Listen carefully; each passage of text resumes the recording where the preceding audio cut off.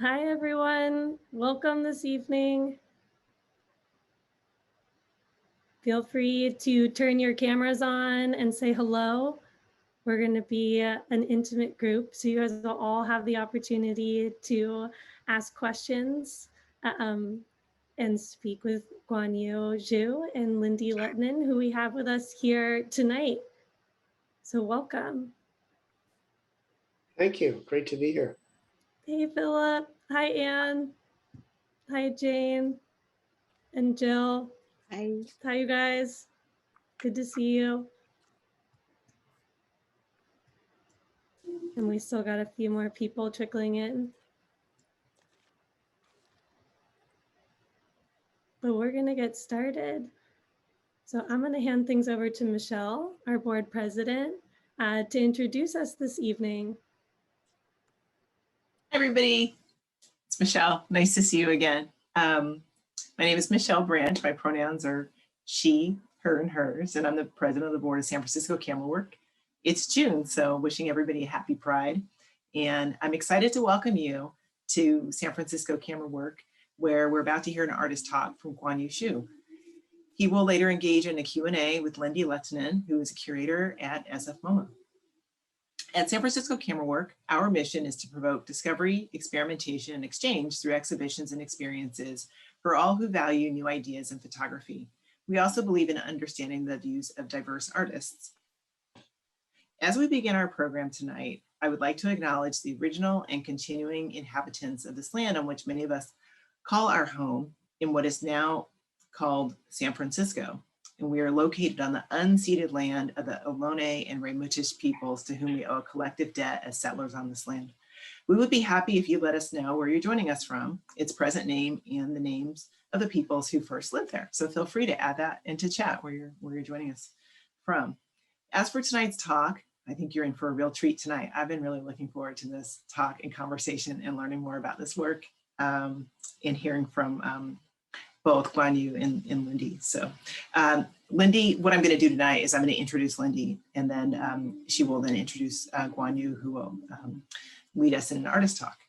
Linde Lehtinen is assistant curator of photography at the San Francisco Museum of Modern Art, known affectionately as SFMOMA.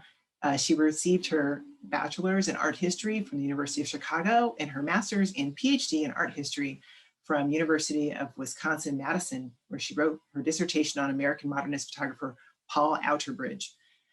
Linde has worked for several museums, including the Art Institute of Chicago, Guggenheim, J. Paul Getty Museum, Getty Research Institute, and the Skirball Cultural Center in Los Angeles. At SFMOMA, she's contributed to a range of exhibitions, including The Train, RFK's Last Journey, that was in 2018, Elad Lasry, new to the collection, that was in 2019, and most recently, Bay Area Walls, Irina Alejo, and Adrienne Burrell, that was in 2021. Linde is also engaged in different research projects about contemporary Hong Kong photography and historical and contemporary Filipinx, Filipino photography. And in conjunction with her exploratory work and her curatorial work, she's published several essays and presented lectures on histories of photography in the United States and Europe. So I'm really proud and excited to welcome Linde tonight and Guanyu as well. So I'll hand it over to Linde from here. Thank you, everyone. Thanks so much, Michelle, for that kind introduction, and thanks for the opportunity to speak here with Guanyu and listen to his work and see some of his work in his presentation. I'll go ahead and give the introduction to Guanyu, and then he will give a presentation for a little bit, and then we'll use the last half hour to do some questions that I can engage with him on, and then also we hope to get some questions from you all. So Guanyu Xu was born in 1993 in Beijing and came to the United States in 2014 to attend the School of the Art Institute of Chicago. He's currently based in Chicago and a lecturer at the University of Illinois at Urbana-Champaign. He is the winner of the Hyères International Festival in 2020, Photo Fair Shanghai Exposure Award, and Lens Culture Emerging Talent Award. His works have been exhibited and screened internationally at the Aperture Foundation, ICP, Museum of Contemporary Art in Chicago, New Orleans Museum of Art, Museum of Fine Arts Houston, and Photo Museum Winterthur, among many others. And in fact, his photographs can be found in several of these institutions' permanent collections as well. Influenced by both American visual culture and a conservative familial upbringing in China, his practice examines power structures in photography, as well as personal freedom and its relationship to political regimes. To question who has the power to represent is at the core of his practice, and he often factors his own perspective as a Chinese gay man into his work.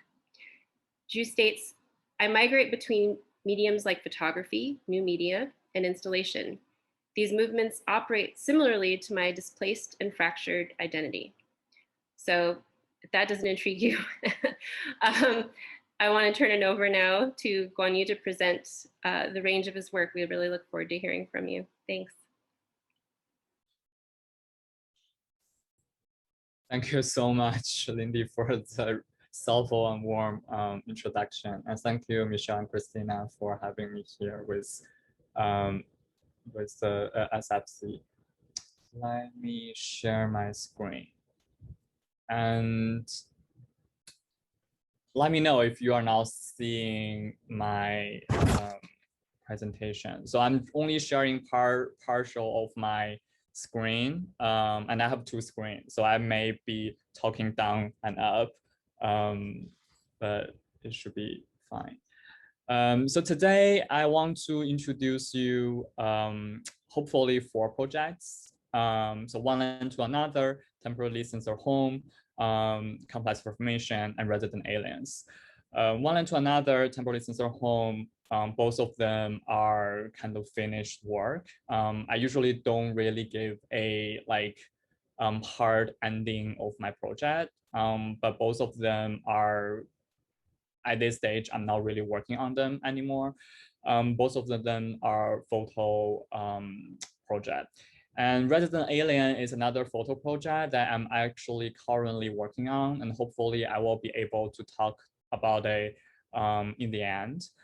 And the Complex Formation is a video work, and I don't know if you can see my virtual background right now. So what you're seeing is kind of part of the video work from Complex Formation. So a little bit background about my I guess younger part of my life. So I grew up, born and raised in Beijing, and both of my parents work for the state, work for the Communist Party, and they my father is a military researcher and officer. So what he would do is actually specifically focus on US military logistics. So that's what he studied. So growing up, I'm already have this mentality, and also always have a conversation or debate with him about US and China. And my mother is a civil servant, and so both of them are kind of have this traditional job, and that means I'm also, kind of raised in a quite conventional family. So I've never really had the opportunity to come out to people. I think I discovered my I understand my sexuality when I was probably 12 and 13. And then after, few years, I still really wouldn't be able to come out to people when I was in Beijing, when I go through my high school as well as early year of my college. Then in 2014, I transferred to School of Art Institute of Chicago to finish the second half of my undergrad. So here you see, this kind of tiny photograph, like this photograph from my family album that probably I was maybe 3 or 4 years old. I'm not really sure. And you see this kind of already existing conversation between the US and China. And you see my mom put my father's military hat onto my head. But you also see I celebrate my birthday in McDonald's, and it's such a big thing. I usually get that once a year when I grew up.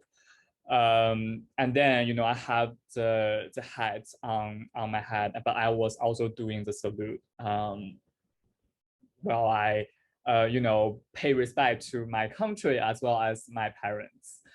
So I think I want you to kind of think about that convergence of the culture and politics that really started when I was like a tiny kid, even though I wasn't like really understand what I mean until I came to the States and learned more critically. And so as you can see, that image of family album exists in part of my project, Temporarily Censored Home. So in Temporarily Censored Home, I will print out images that I made in the US, mostly in US, some of them in Europe and China, and then fold them and then bring them back to my home in Beijing when I visit my parents. So the project was done in 2018 and 2019 during the 2 trips I was back home.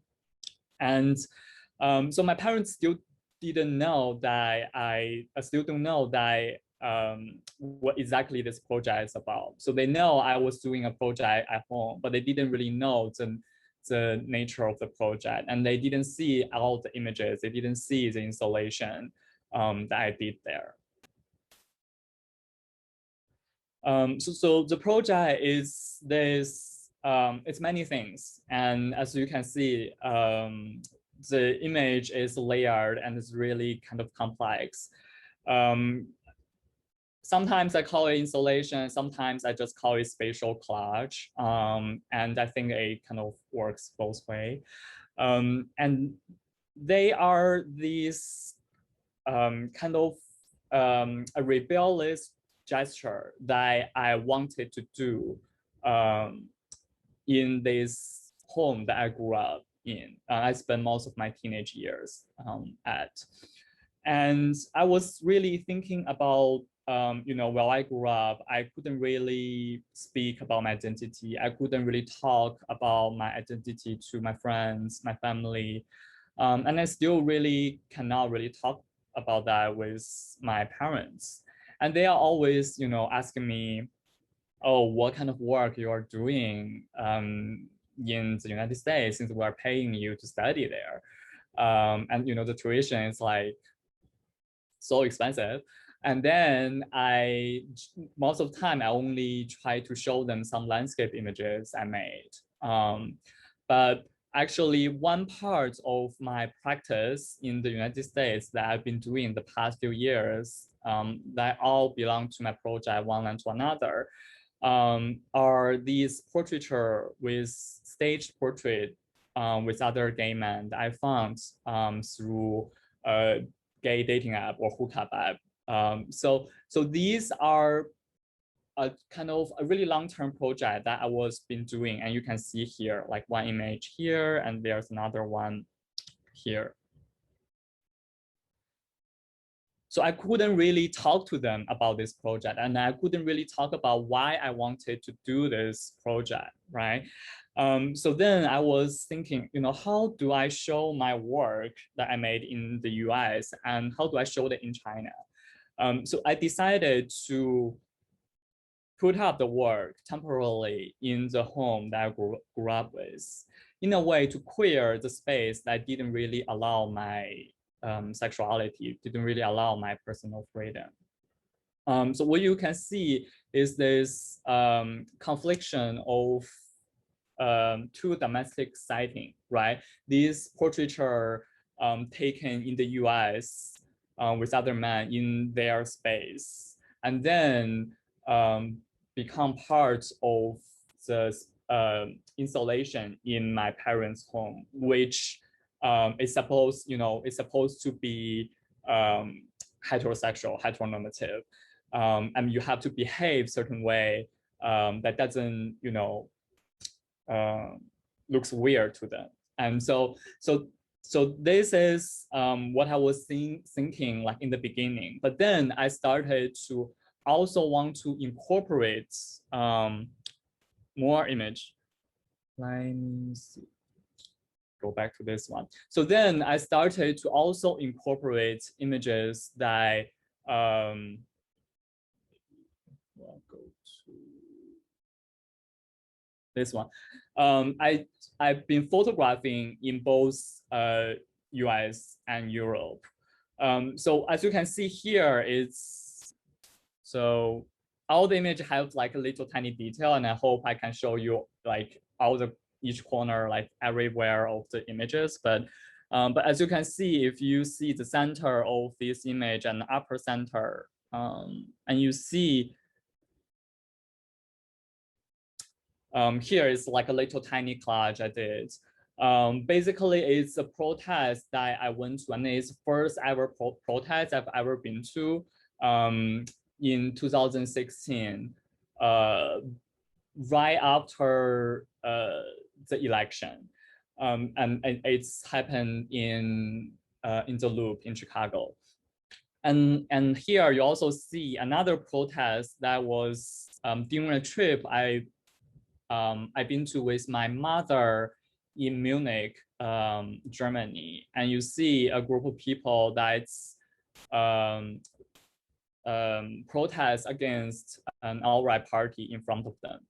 So for me, it's also really important to think about this convergence of personal freedom, but also familial relationship, and also its relationship to a larger political system and states.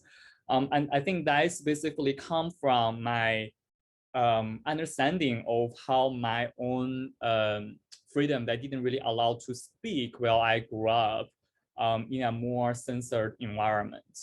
And also connecting how the similarity of nationalism or neo-nationalism that's been happening in the US and Europe in the past years, and it's of course ongoing, but also connecting that to a really nationalistic upbringing and education that I experienced when I grew up in Beijing.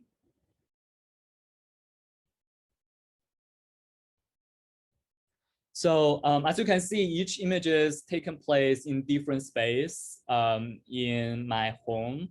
And then they will become this combination of,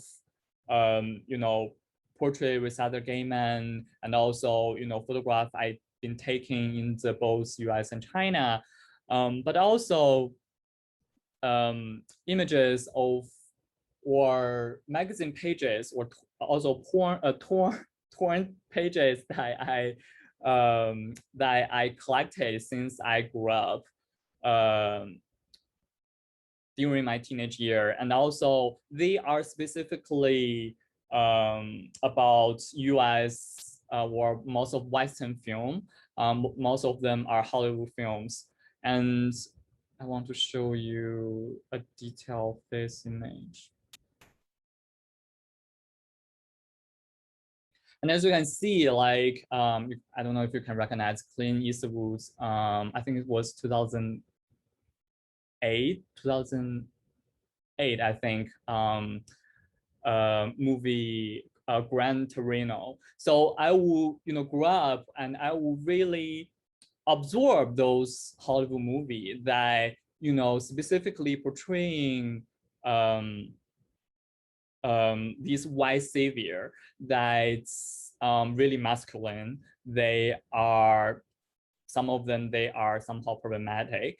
But all the film I was absorbing and I was believing was, the idea of American dream, and also, how, and also the idea of democracy, right? Because I couldn't really trust my own government about, giving me the right to be who I am. So I naturally believed in that, and that also directly formed my ideology.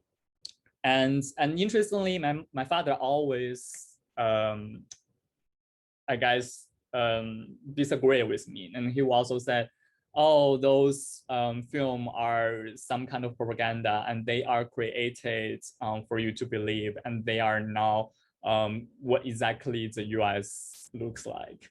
And until I come to the US, I start to understand, especially after witnessing how Trump got elected, and kind of this ongoing mess.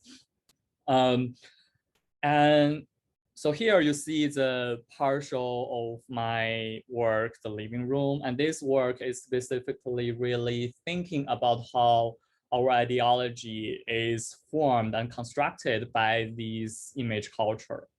And yeah, and also, but I will also, put my father's military hat there, and also onto his the books that he collected about military logistics. And I think another thing to think about is also the connection of masculinity of the military that I have to deal with while I grew up, but also thinking about the masculinity, or almost toxic masculinity, that a really problematic aspects of both portrayed in the film, but also in politicians.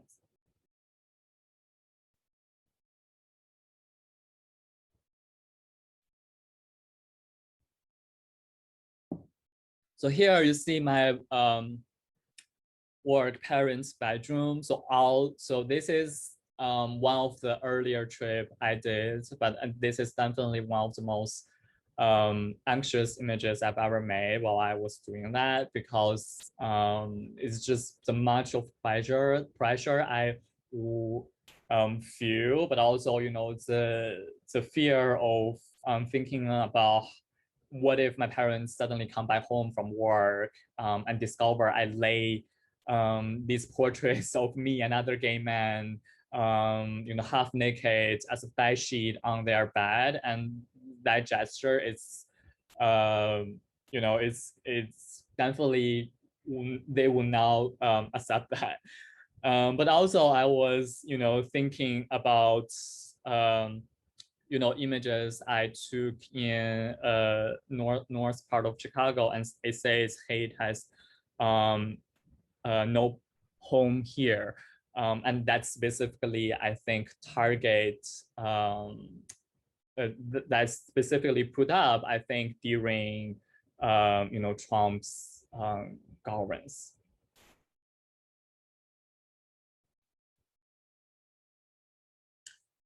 And here you see like a tiny detail of my father's kind of training hats and gloves that's kind of lurking out from the closet.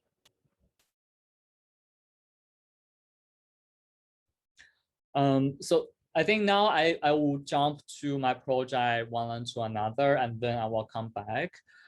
Since we are seeing all these portraiture with other gay men, so I will just briefly talk through the project. So the project started in 2014, and then was in undergrad, and then it kind of go into 2018, and I not only photograph in Chicago, but also photograph in Philadelphia and Los Angeles. I never really had like a cohesive exhibition about this project, so I have this kind of small version of the exhibition installation I did here in Chicago. So when I first came to the state in 2014, it was in January. I was a transfer student, and my English was even much worse. And even though my education when I grew up in Beijing is like we learn English since our primary school, but still like learning English or learning art language and also learning contemporary art and talk in critique is much difficult, you know, compared to learning basic English. But so it's definitely a really difficult time for me because, you know, I made a big leap of my life. And, you know, when I first came here, I just made up my mind to come out. So, you know, for me, it's made me feel much better. But also I was really difficult to, you know, understand or experience the culture here. It's not as welcoming as it is, but also thinking, still combating between you know, both being homosexual but also being a homophobic when I, you know, grew up, and really limiting my own understanding of my sexuality. So I did a series of stage deaths that's in different places in Chicago. Some of them, you know, this was in my dorm. And this is by the Lake Michigan. And I think it was one of the coldest year, even though they always have a new coldest year here in Chicago.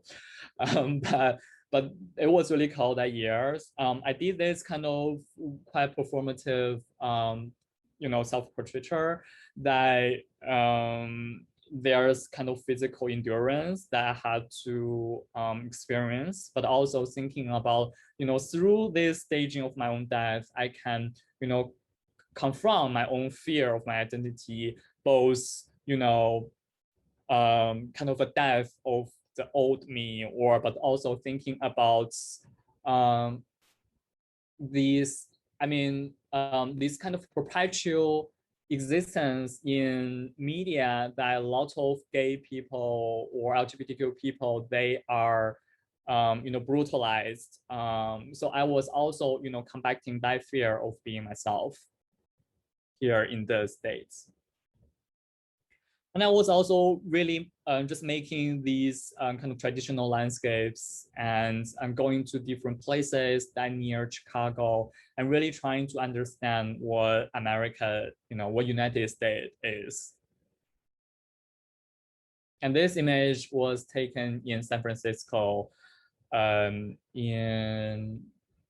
either December or January 2014, 2015. And that was the first time I visited San Francisco, you know, as a gay person to visit, you know, I guess the most gay place, well, in the States. I was thinking Amsterdam, but so just in the States, San Francisco. But then I started to learn more critically about both image culture, but about history of Hollywood film. And I started to more and more understand, you know, the intersectionality of race, sexuality, and also, you know, understand the history of, oh, I forgot to show that. So the history of both portraying Asian people, you know, as, you know, kind of this kind of perverse Asian man, or and even still ongoing whitewashing existing in the industry. You know, and I think this is one of the reasons that we are seeing the ongoing hate crime towards Asian people in this country or worldwide. That you know, you have the history that having white character performing in yellowface, but also in a really kind of ugly way. But also you also have the ongoing whitewashing and thinking about Scarlett Johansson's acting in the adaptation of Japanese anime,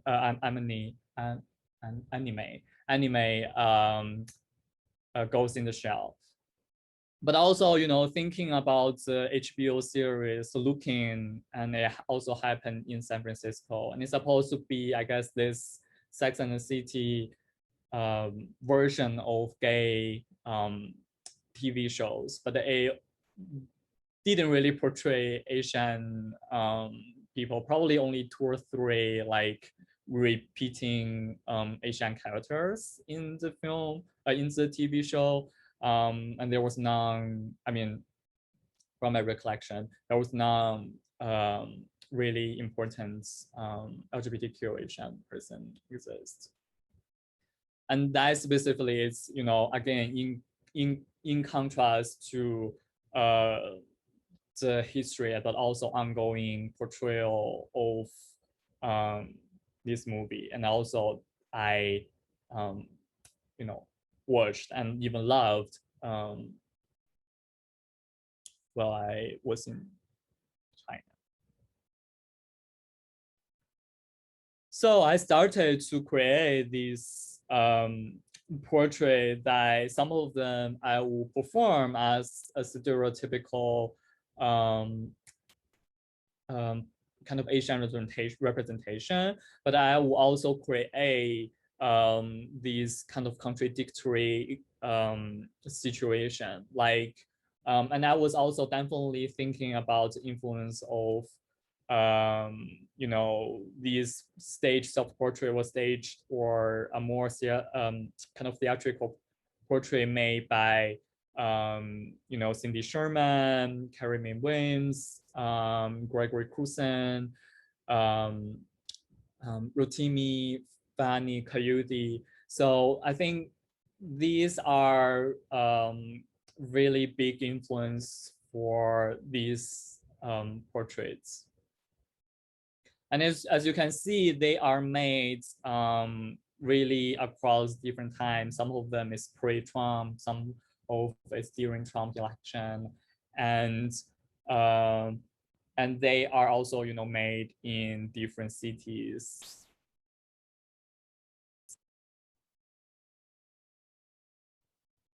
And I think I was really thinking about, you know, the power of representation, and also thinking about who has the power or who has the control of discourse when we thinking about you know, who are it's more desirable and who are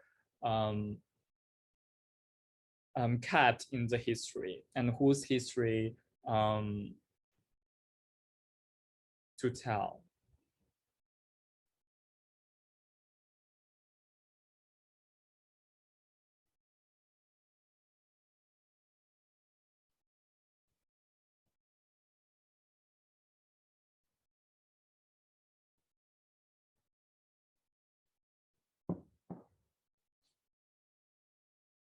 And this one's made, both of these two are made in Philadelphia, and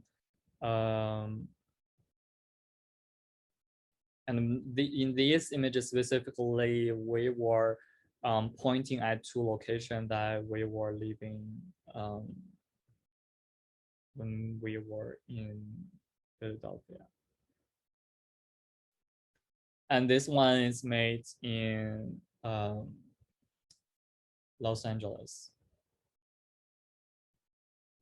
And I think it kind of become this this small protest gesture that I will envision during the year of Trump, but also thinking about it's in May in 2018, and also thinking about the rising of you know, neo-nationalism across the US and Europe. And also, you know, kind of reflecting my own positionality as Asian, and also my own positionality as, you know, a Chinese person, thinking about the positionality of China as this this country that used to be part of the alliance between the second and third world country, but then more and more it becomes to a new superpower that not really critical, thinking about its own exploitation of different parts of the world.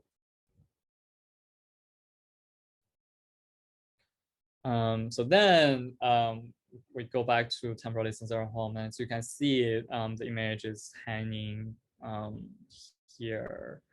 But also you have all the images that become these spy sheets on my parents' home. And this is one of the earlier images I made, and I find it really become this kind of encapsulate the two projects, or yeah, the two projects. So we can see, you know, of course, the portrait with me with other gay men, but also if you look closely, you will see, you know, here a tiny piece of family photo that my father is holding me, and we were weaving a Chinese flag on Tiananmen Square. I forgot, was either the returning of Macau or Hong Kong, and so either probably 97, around that time.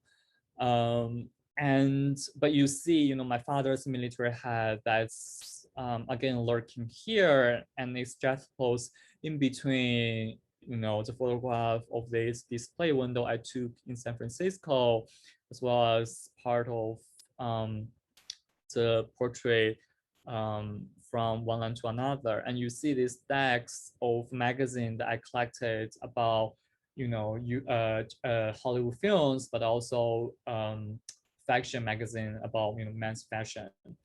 And you also see, you know, these arms of myself that's, I don't know, like some people think it's funny, but I was also thinking about that's, you know, part of my stage portrait of my death. That was in one and to another. And you also have this photograph of me photographing a poster of the Statue of Liberty here, and you have this, I don't know if you can see a kind of a little bit of reflection of myself. So that's a kind of a tiny detail of this image, and I'm thinking about, you know, both the connection between US and China, and the connection between my own familial relationships, and also a larger societal structure.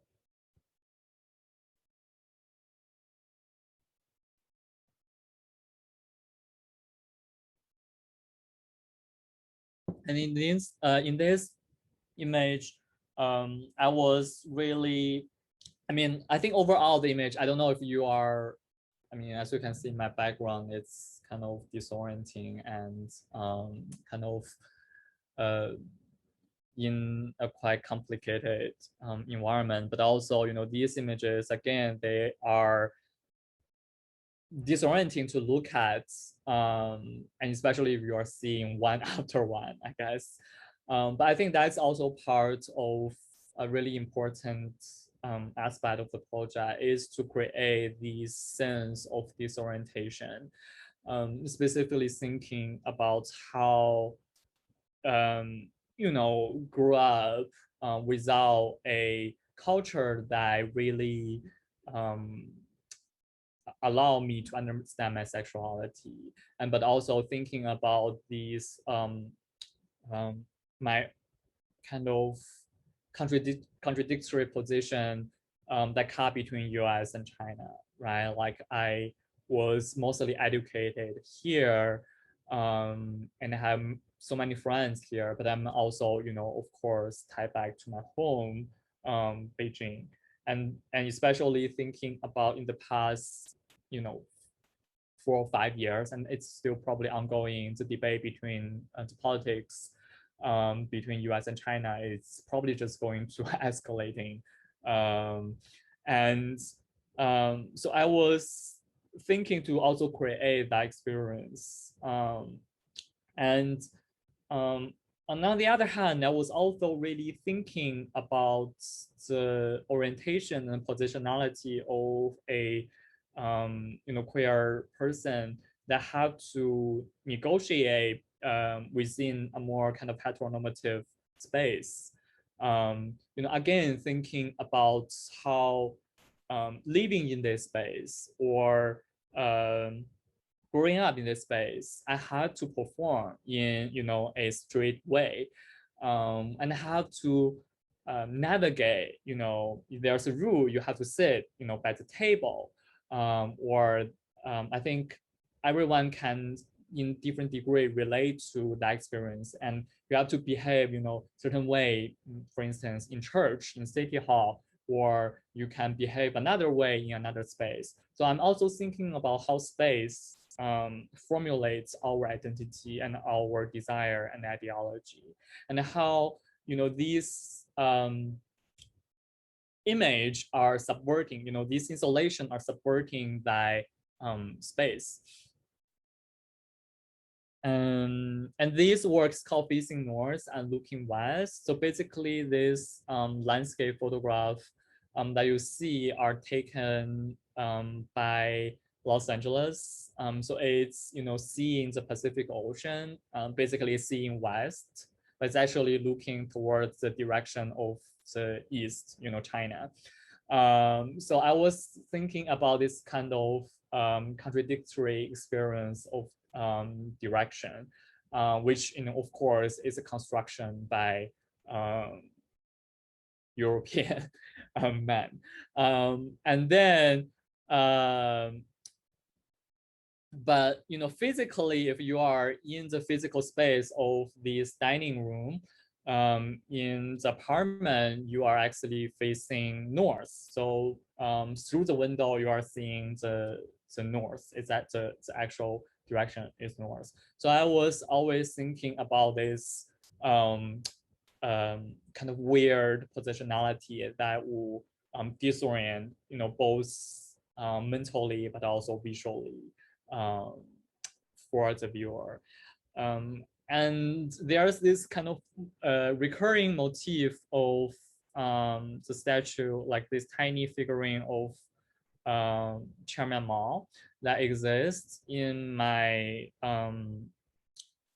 in the home, and you've seen here, which I deliberately positioned it to observing my suitcase, and but usually it's here in this image you see it's actually looking at the dining table while we are dining. So again, so I'm thinking about how object and space we grew up with, they can certainly things we own are certainly creating a certain ideology that can influence us.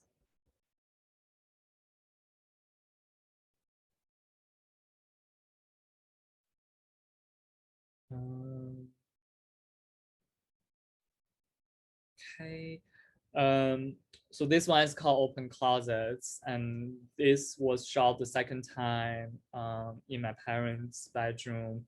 But I was, thinking about the open closets. And also, as you can see, most of the larger photographs in this series, I have to fold in my suitcase. So I was really interested in that physicality of the prints and also the mark of traveling. You have to fit your life or fit the life of your work into a suitcase, and then you have to. It's also my strategy of hiding my prints from my parents, actually. So most of my prints that I mean, all of my prints that showcase me with other gay men, that I definitely fold the image side in, and in that way it will be easier for me to because there are just, I don't know, dozens of prints, and if my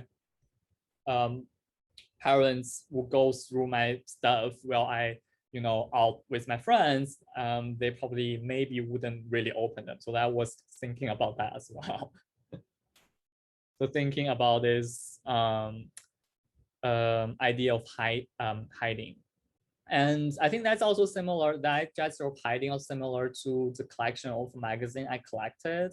Even though I collect magazine, that's, definitely normal. There's no censorship of this magazine by Chinese government. But I was definitely secretly believing or desiring of the men that exist, mostly white men, exist in these film magazine and fashion magazine. But also, thinking about that aspect of teenage life, but also this new version of the process of creating my installation. Okay, I think I will jump a little bit quickly since we are 10 minutes left. So here is an image that the center of the image is still from my video work, complex formation. I probably wouldn't have time to talk about today, but I'm happy to send link if you shoot me an email. And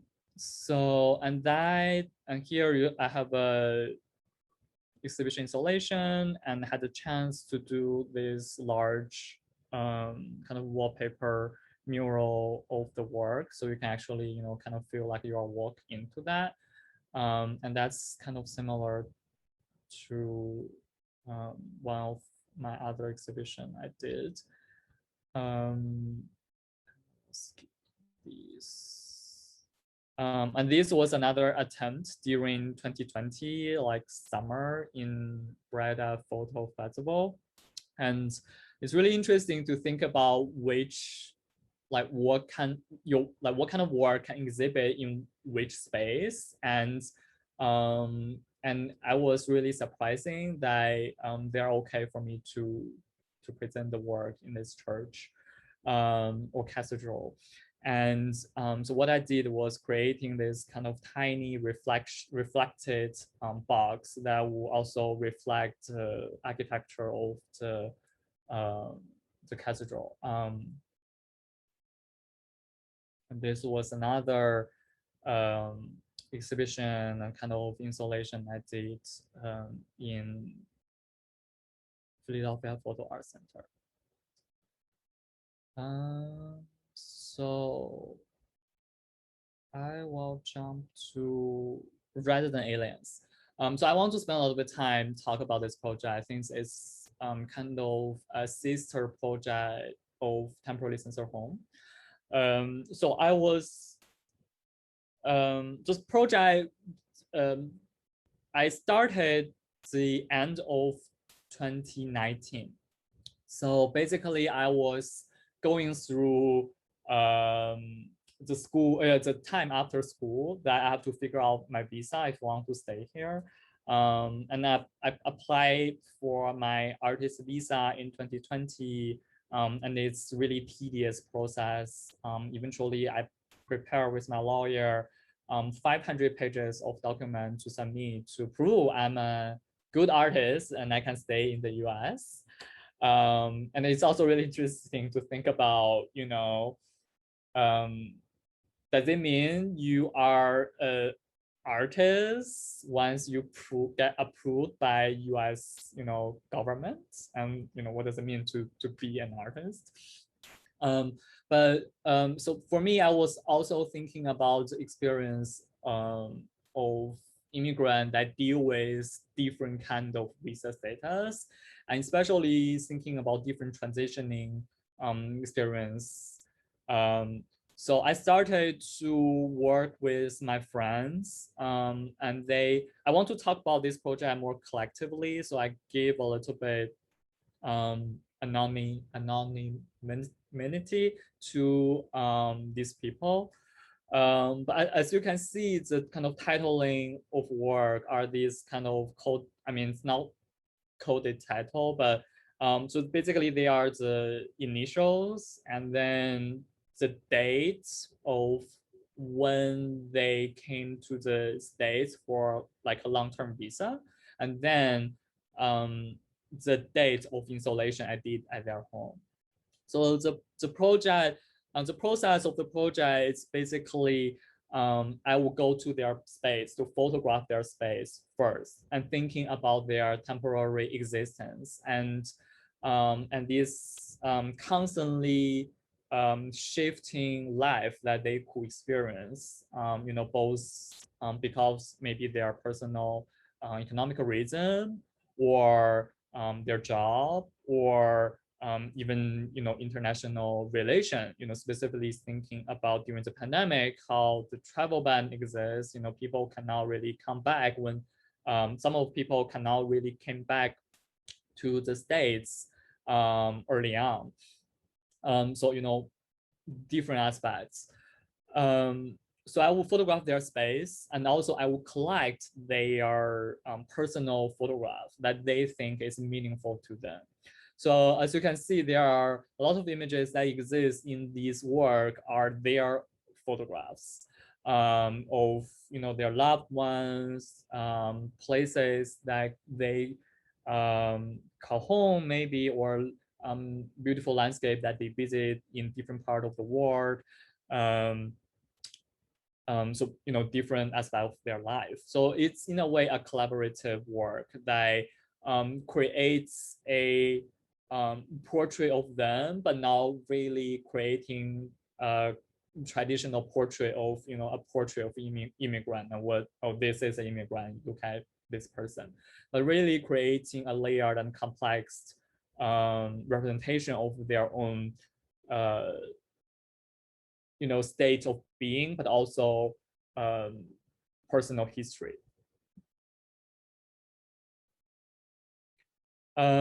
So yeah, and I've also the work are really interesting in the way that I'm also thinking about my own positionality. You know, me as a foreign, like a foreign agent, a foreigner, go into their space. And most of these images you see, they are, I mean, created during pandemic. I mean, the pandemic definitely slowed down the work process, but I think it also created this another kind of interesting situation that thinking about me as a foreign person enter their own, you know, temporary territory, and then doing this installation in their space as an art project, and eventually capture this as a photograph. And I'm thinking about that relationship of these people. Some of them, they come to the States for asylum. Some of them, they come here because of their spouse. And some of them, they come here because of study and they want to stay here. So, you know, that relationship towards, you know, an international person come to the States and want to do something here. So I'm also, I guess, thinking about that relationship. Let me think if there's another thing I want to talk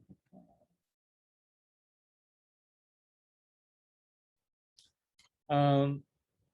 Yeah, I think this is, I guess, a good overview of my 3 like photo projects. And if we don't have many questions, or if we have time, like after the Q&A, and if there's still time, I can, you know, play maybe some clips of my video work. Does that sounds good?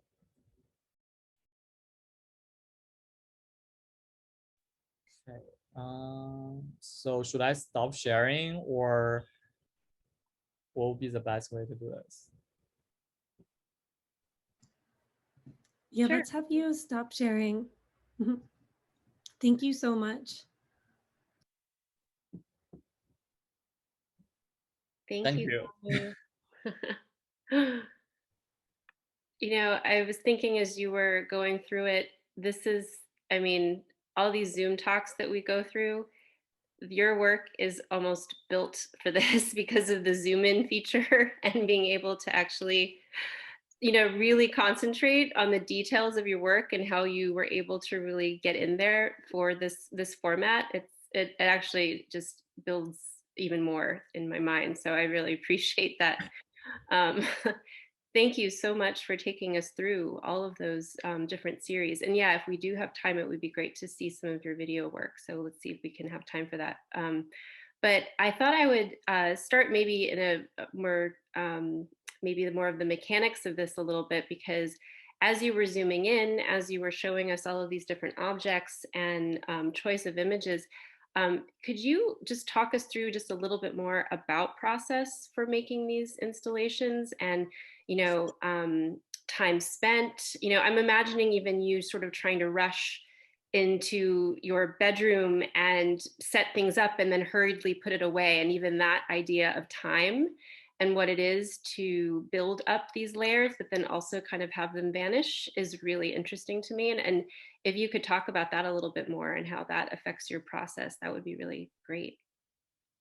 Yeah, so most of the work are done within time frame of I guess the working day, right? Like my parents usually they go out for work around 8:30, and then they came back home at like around 6. But my father usually also came back home during lunchtime and have lunch at home. Because the place we living there is part of the military housing, and it's really close to where he work. So that also definitely adds a layer of urgency that my father can, you know, actually come back any time back to home easily, since it's like really close. So usually I would just like lock the door, the outdoor, and then within, and then I will start to put up the work. And sometimes I will have to photograph a kind of a draft version, you know, or figure out the main part of the installation. And sometimes then I will, you know, really, especially the more I do that, the more I will, you know, envisioning, you know, well, this image have to be in this space, or this image, it would be good to, you know, connect to another image. So yeah, some of the work have to be done in the second day because of the time frame is not enough. But yes, the process was kind of always in a kind of urgent state that I will always kind of, sometimes I will hear, you know, some sound outside my apartment, you know, the elevator, or, you know, someone's footsteps. So it's kind of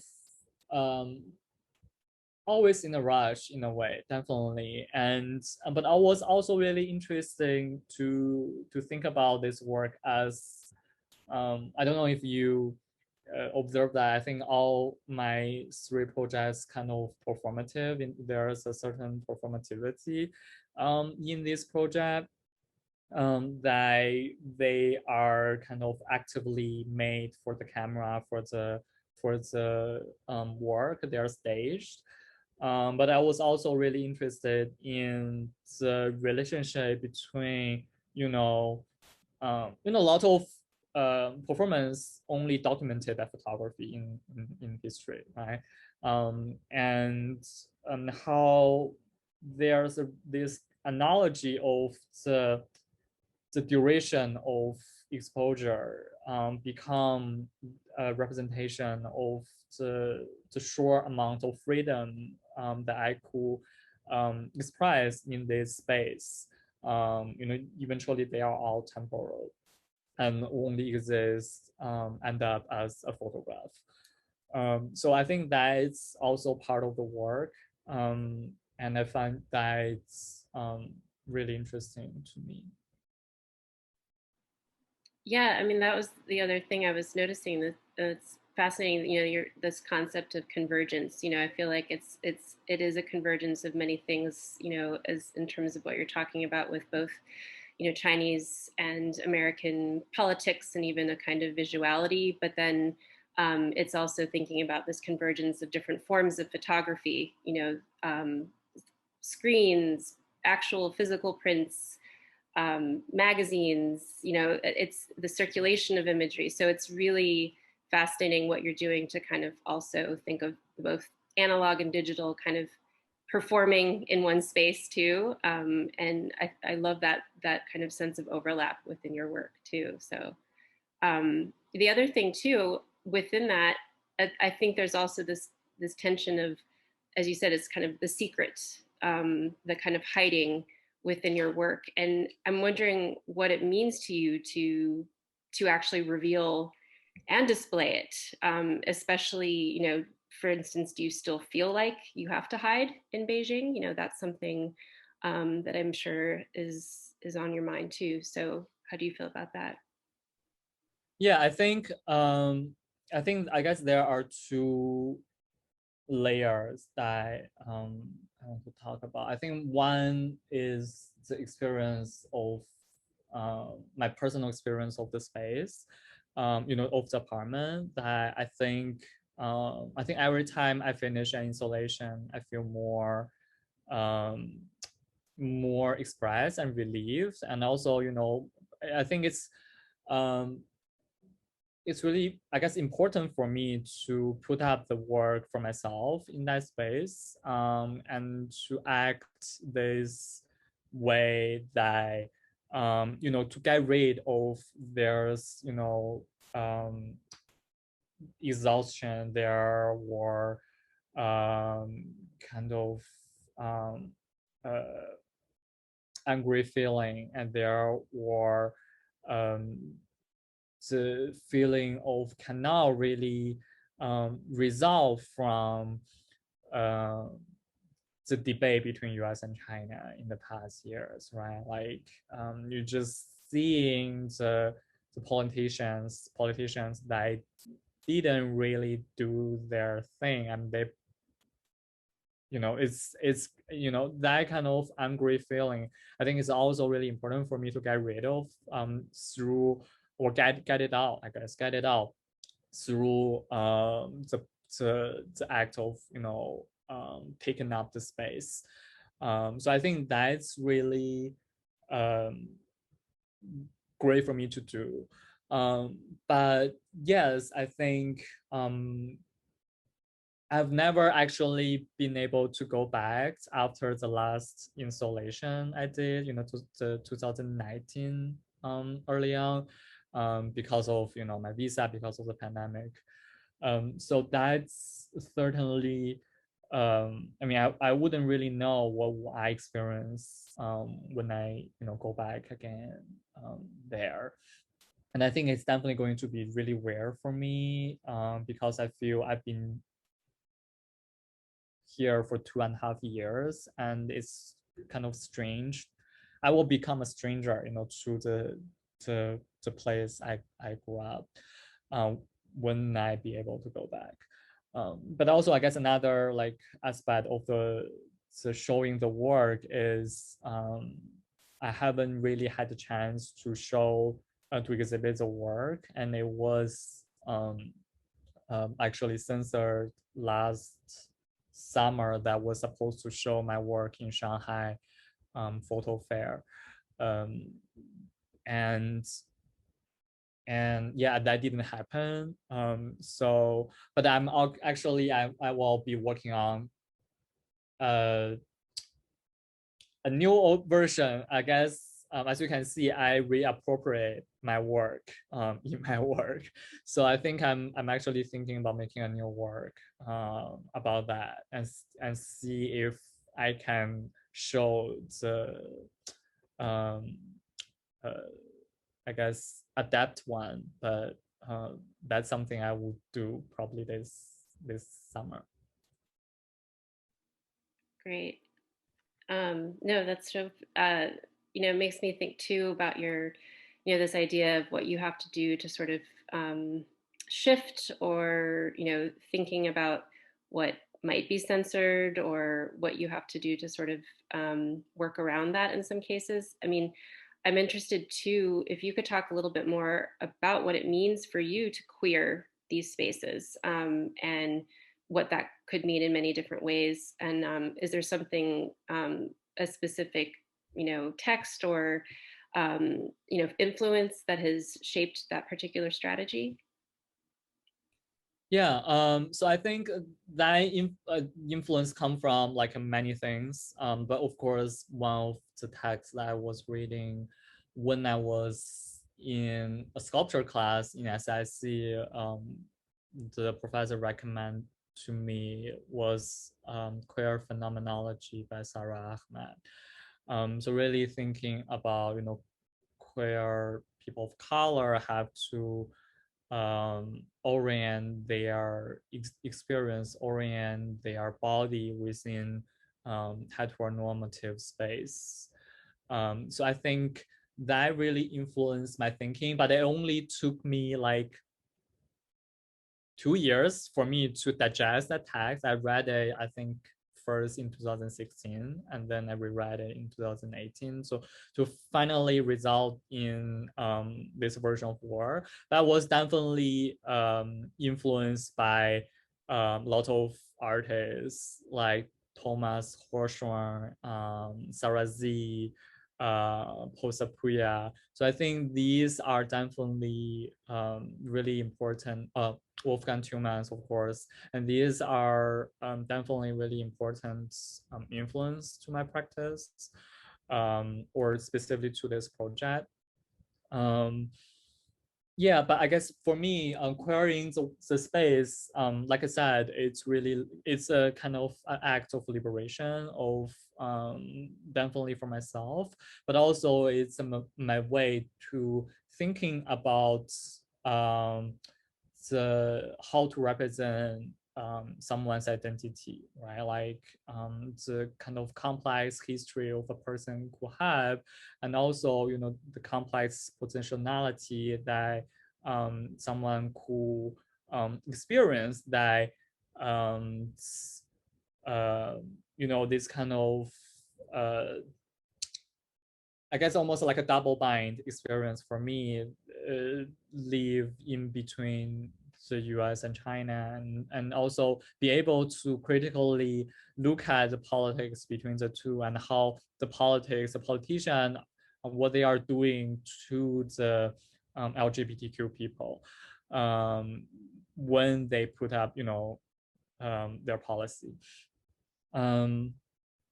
Yeah, I think like that interconnectedness are eventually visualized in this installation.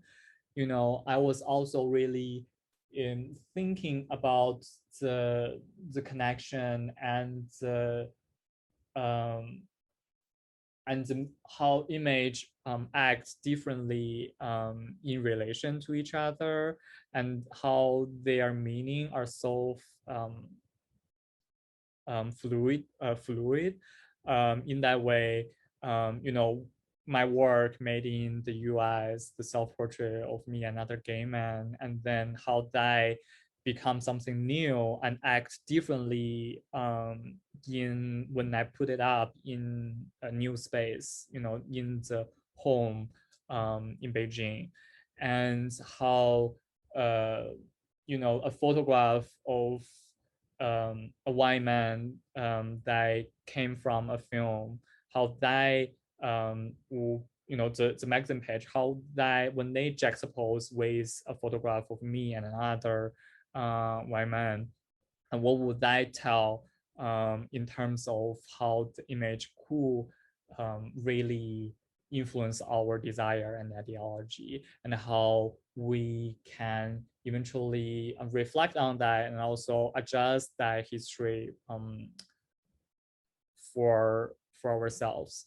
So I think that's also another, I guess, aspect for me to put up those images and thinking about the fluidity of image, but also fluidity of one's identity, and the ongoing remaking of one's identity, as well as one's knowledge.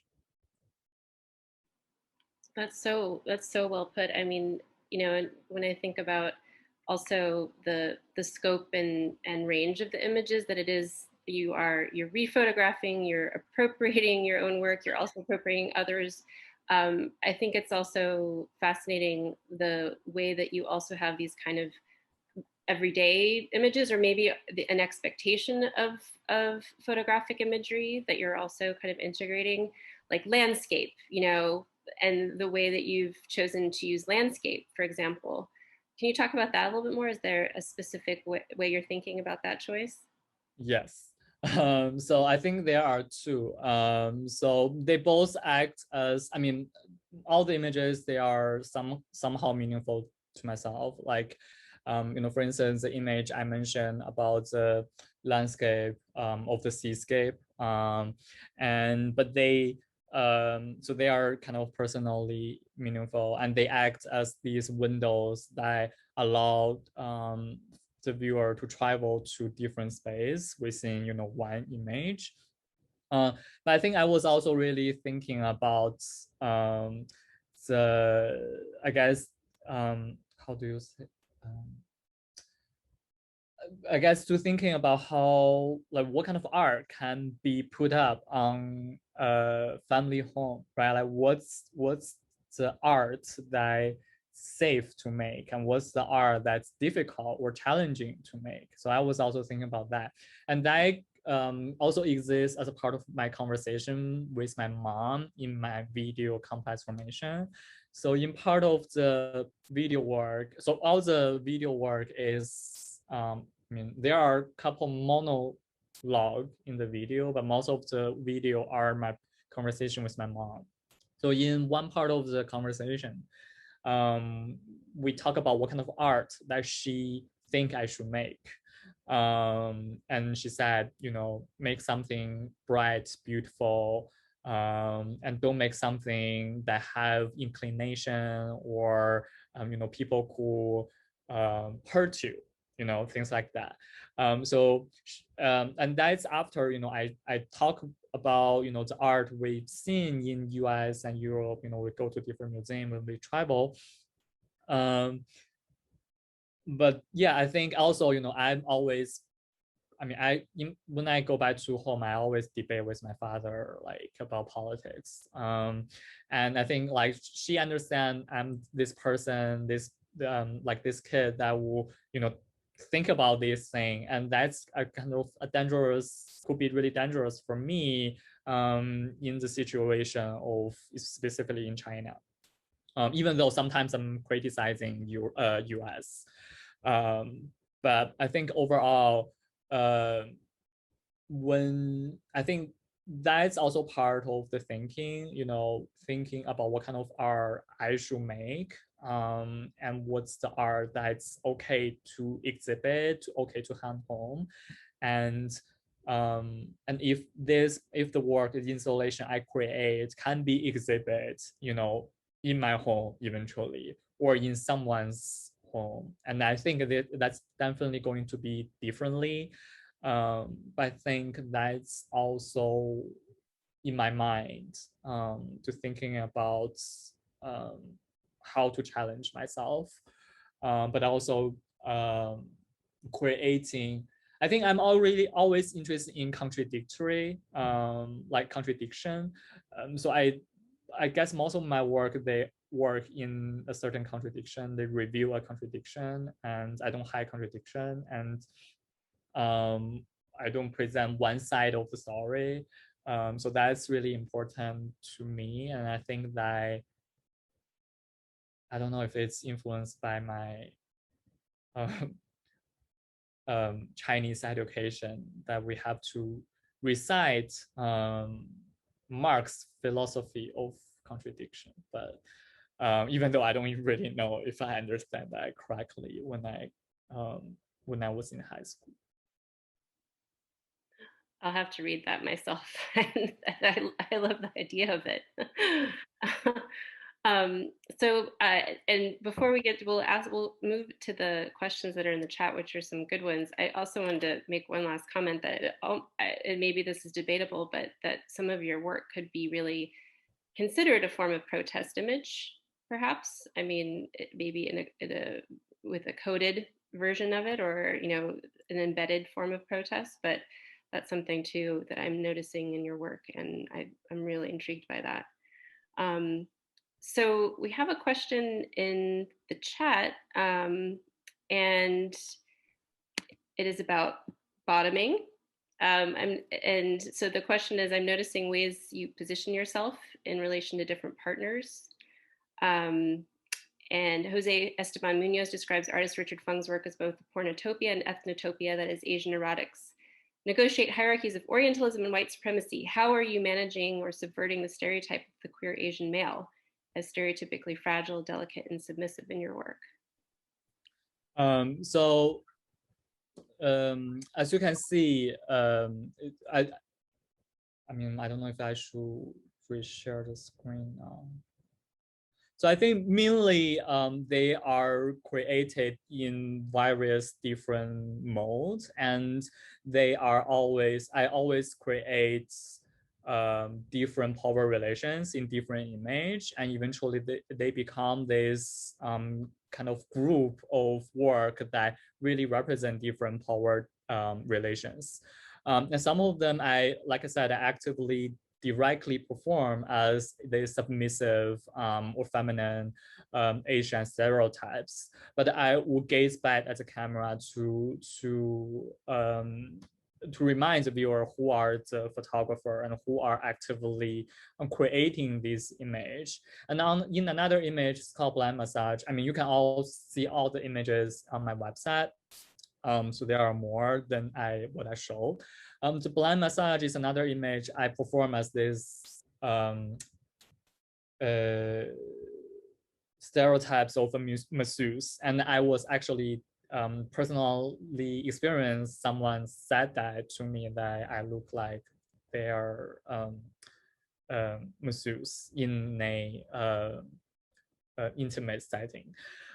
So in that image, I perform like kind of blunt masseuse, but also I will perform this triangular gesture. So through gesture and gaze, I think that's my really important strategy for me to create situation, of, again, contradiction, that even I perform as a masseuse, but I'm the person in control of the situation with the gesture of the triangular gesture. But I was also, of course, the person who photographed the image, who staged the image. I think that strategy was, definitely informed by, photographer as Cindy Sherman and Fattini. I'm really bad at his name, but yeah. So I think that's that. But also some of the image. What was I trying to say?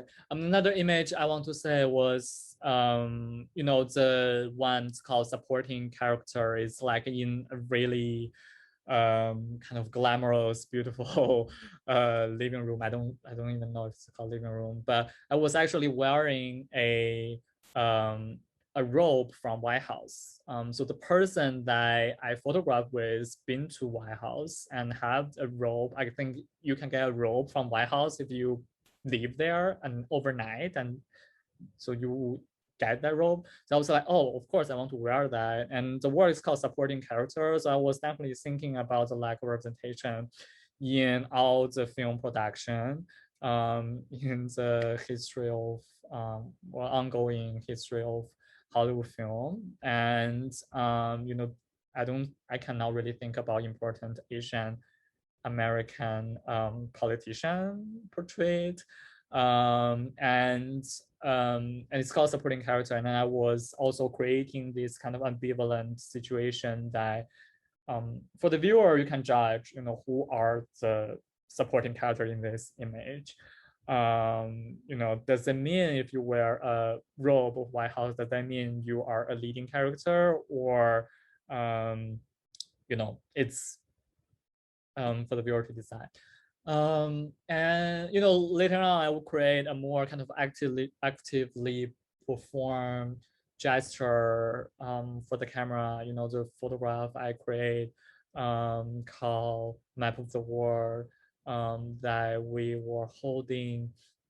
The map of the world is the shower curtain, and belong to the collaborator, and he was really into the maps. And if you zoom in, like see the back of the space, you also see some like tiny maps behind us. And I was really intrigued when I see that shower curtain. So every time I work within the space, so I only bring camera and lighting. So everything belongs to the space. So in a way, it's semi kind of documentary about the space, about the person, but it's definitely fictional, and it's constructed. I don't know if that answers the question. Thank you for answering that. I follow up, but I wanted to leave space for other people, but I appreciate your willingness to answer that question. Thank you. Thank you for asking it. You can feel free to follow up, Matthew, if you want. Oh, thanks. Over the I just, yeah, I was thinking a lot about the way that discursive bottoming is being talked about. And so it's usually an Asian male that is the body that transports this fantasy to the white gaze. And so anyway, a follow-up question would just be, how do you negotiate intimacy? I was looking at your photographs and looking at the bodies of white men, you know, wearing a cowboy hat with like a big American flag. It felt very, very fictional. But also some of them seem very, very incidental and almost documentary and lexical. So I'm wondering, like, you know, how you find your collaborators. Are they people that are aware of the way that you're portraying them as either a type or a partner, an intimate partner that you know intimately? And how is it, you know, that you direct and negotiate that space? And yeah, the process is like really simple and clear. I basically would send out blast of tests on Grindr, like what they call Hornet, like apps, and then I don't really get much response. So whoever really actually interested in, I'm really grateful. And also especially I think the work created in Los Angeles and Philadelphia, they are created within a month. So basically I did like a self-residency. I go there and then I will photograph. And everything is professional. We don't really have sex, and it's really made really clear. I show them my past portfolio, like images, when they are interested in. Where was I? Yeah. So, what was the question again? Or if this answered the question? yeah, I think that you answered it well. Thank you. I think that I was just trying to understand how you negotiated intimacy with your photographic collaborators. But, thanks for the time. And one last question that came through, and speaking of photographic intimacy, is how do you feel your work relates to Robert Mapplethorpe, or does it? I think maybe early on, I'm definitely have seen Mapplethorpe's work. It's definitely homoerotic. It's probably, I don't remember when was the first time I see his work. I mean, they are beautiful photographs, and it's also really interesting. One interesting note, when I was in Getty Museum in 2016, I think there was a Mapplethorpe's show there. And I was there with my mother. So we see the show, and there was this room, and there was a signage. It says, "Do not enter." Like you have to enter with, you know, like basically kid. You can for kid you cannot enter, you know, without, you know, consultant to adult basically.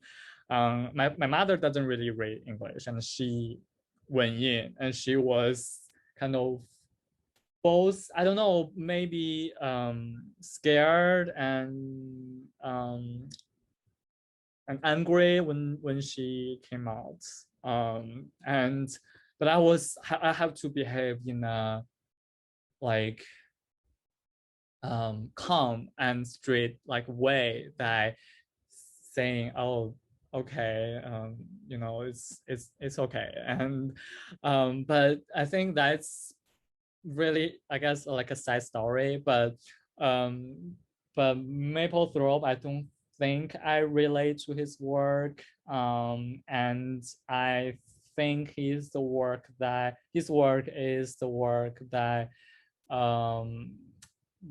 portraying a more homonormative representation of queer people, and it's definitely the work that I would want to use my work to question. And you know, I also see the work, when was it, in Guggenheim, that's 2 years ago, maybe 2 or 3 years ago, that, you know, they show the Mapplethorpe's work, but they also create a second stage that have the artists who create work about or critical about Mapplethorpe's work. Yeah, I think that's a good place to also to understand his work. he can be a divisive figure within photography, and I think it's really interesting to think about it in a critical way. And yeah, the exhibitions you named are exactly.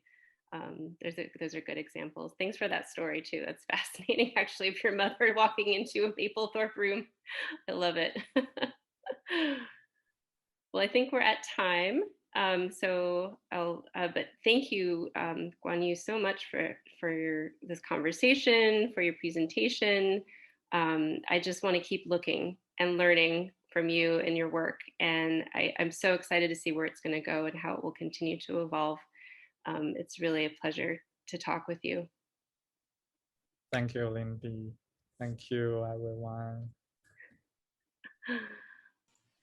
That's great. Well, thank you, everyone. We really appreciate you joining us tonight. Guanyu, thank you for sharing your work, your methods of practice, your philosophies. It's really exciting to listen to you and to hear your emotional and intellectual narratives. It was really a pleasure, and I really learned a lot, and I will speak for everyone here. I think that's probably true as well for others who are here tonight. And Linde, thank you for asking such great questions and being really welcoming of our audience in terms of you know, their deeper knowledge and learning more about Guanyu's work, and taking the time to really learn more about the work and be here with us tonight. So we really appreciate you as well. So thank you so much. Thank you to everyone here. I'll just say, you know, at Camerawork, over the pandemic, we've been presenting all kinds of online programs and information, all free of charge. If you're here tonight and in the future you feel so inclined and you'd like to support the work so that others may join us and the work may continue, please feel free to donate to us. And we'll have more talks upcoming. Thank you so much, Guanyu. Really appreciate it, and Linde as well, and our audience. Christina, is there anything that you'd like to say? I just wanted to thank you both for being here tonight. That was a really fantastic presentation. And like everyone is saying in the chat, I feel like I learned so much. So thank you. And before we wrap up, I just want to give a little nod to upcoming programming that's happening at Camerawork. So we have 2 critiques upcoming, both in June and in July. So if you're a photographer who wants to have their work, your portfolio reviewed, you can sign up for one of those sessions. We actually have 1 more spot left for the June critique. And then we also have an upcoming talk in July. It's part of our SF Camerawork Fast Forward series, where we visit with artists who've previously exhibited at SF Camerawork and talk about the work that they're making now. And that conversation is going to be with Sanaz Mazanani, who's a Canadian-Iranian artist, and she's going to be speaking with one of our programming committee members, Shirin Makaremi, and that's on July 13th. So I'll drop a link in the chat so you guys can register for that event.